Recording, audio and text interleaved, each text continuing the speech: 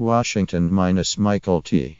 Flynn, President Trump's first national security advisor, is under investigation by the Defense Department's Inspector General to determine whether he failed to get permission to receive payment from a foreign government, according to a letter released on Thursday by the top Democrat on the House Oversight Committee. The committee also released a letter that said Mr. Flynn had been warned in 2014 not to accept payment from a foreign country without prior approval. Mr.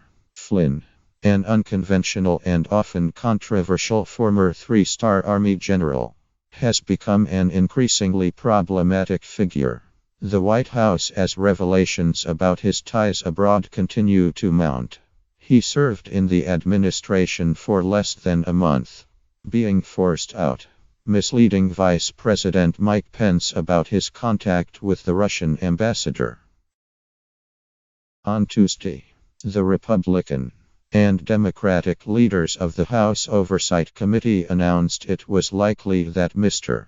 Flynn violated federal law by failing to fully disclose his business dealings with Russia, an assertion they made after viewing classified documents, included a form seeking to renew his security clearance in January 2016.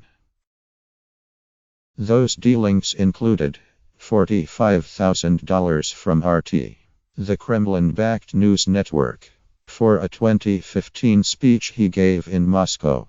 Lawmakers said Mr. Flynn did not include that payment on the form.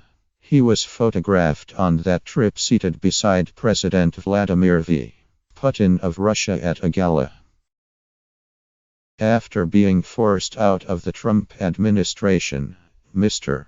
Flynn belatedly filed paperwork as a foreign agent, his work lobbying on behalf of Turkey's interests in the United States. He had been hired by a firm owned by a Turkish-American businessman with ties to the Turkish government. The firm paid him more than $500,000. Mr.